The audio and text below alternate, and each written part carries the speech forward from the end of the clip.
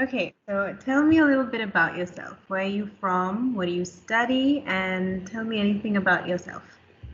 Yeah, so I'm Avery Kitchens, and I'm from Gainesville, Florida, and in the north central part of the state. I'm a fourth year international relations and art history student, and I have been on the St. Andrews cross country team for all 4 years of my university experience. I absolutely love running. It's something I've done all my life. So I started that back home, and I've been running for almost 12 years now. I've held positions within the Students Association since my first year. I was the SRC member for first years. Then I became really involved in the Societies Committee. I got an executive position on the committee, and then I became the SSC Societies Officer this past year. And I've been serving as the SSC Senior Officer as well on the Students Association board. So the union takes up my life. I love it, and I hope it's going to be my job next year. Okay, that's pretty nice. What attracted you to the position as Director of Student Development and Activities? Yeah, so I've worked with the past three DoSDAs very closely in my positions on the societies committee. So I've seen what they've done, and I've seen all their work, and I am really hoping that I can build on that. I want to make the student experience at St. Andrews the best it possibly can be. I've had such a great time here, and I really hope that incoming students and students who are already here can really have the same experience as I did, and hopefully it can even be better. That's really nice of you to say. What is the one thing Gavin Sanford, your predecessor, did well or maybe could have improved on? Yeah, so Gavin's done an absolutely amazing job, especially with all the subcommittee heads. Me being one of them, I've really relied on him a lot for support when it comes to transparency with the Students Association. It's been a bit difficult this year because we can't just walk into the cash office and walk into the SAB office to ask questions. So I think I'm really looking forward to helping improve on that as well. So I really want to tell subcommittees what they can do with the Students Association. There's a lot of things that people don't really know about. I met with every single current subcommittee head when I was planning to run for this position, and I asked them, what would you want a DoSDA to do? What do you think the union could do more for you? And the answer across the board is they're not exactly too sure what they can do. So that's transparency, clarity. Those are things I'm really, really looking forward to when I take the role, hopefully. As the Director of Student Development and Activities, managing funding and budgeting are a big part of being able to carry out your role. And a large part of your manifesto addresses these concerns, but tell the viewers your overall strategy when it comes to budgeting and funding for student development and activities, especially in this time of COVID, where budgeting and funding might hold more limitations than normal. Definitely. So I'll break it up into a couple parts.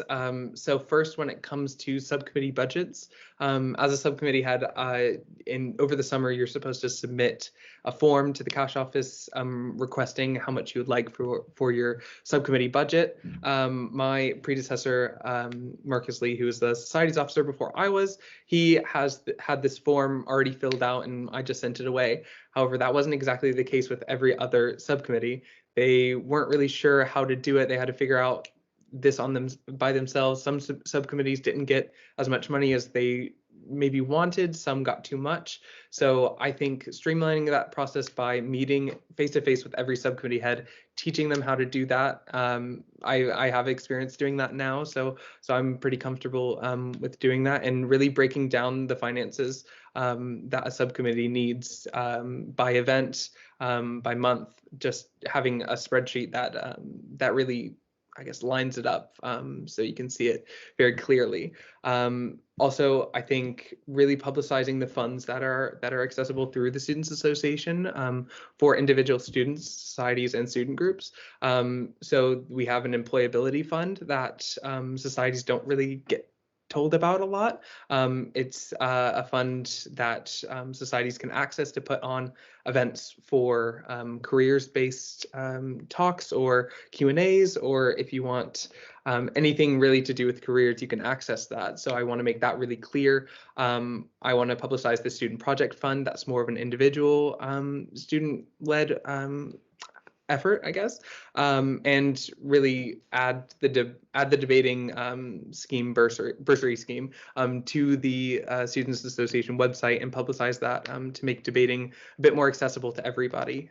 People who can't fund themselves to go on debate trips internationally, or maybe can't get a red gown, something that can be used to make people feel a bit more included in a subcommittee that sometimes gives off a bit of a pretentious vibe, even though it's not.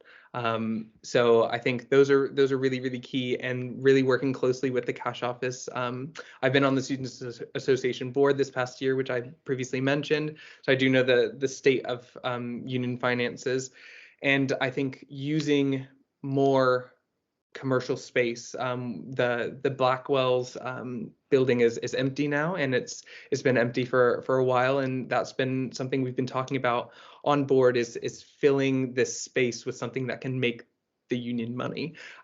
So that's going to be something I'm going to heavily push over the summer, right when I'm elected, hopefully, as well as using the piazza and spaces around the Students Association to have more of a cash flow into the building itself. Wow, that sounds like really great stuff. All right, finally, for a more fun set of questions, what is your ideal pre-COVID day or night in St. Andrews? Yeah, I'm I'm a sucker for a bonfire. A Castle Sands bonfire is that we did that quite a bit first year. So it kind of brings me back to a little bit less responsibility. So probably during about May time, where it's not so cold, not so windy. That's pretty ideal for me. Also sitting out on Sally's lawn again in first year, and just having a cider or something in the sun with your friends. That's pretty ideal for me. Yeah, that does sound fun. Who would you consider as your role model? Role model.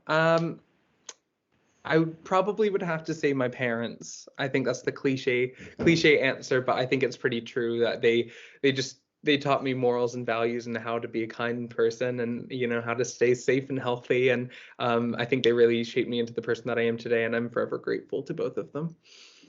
Well, that's really sweet. And lastly, how would you describe yourself in one word?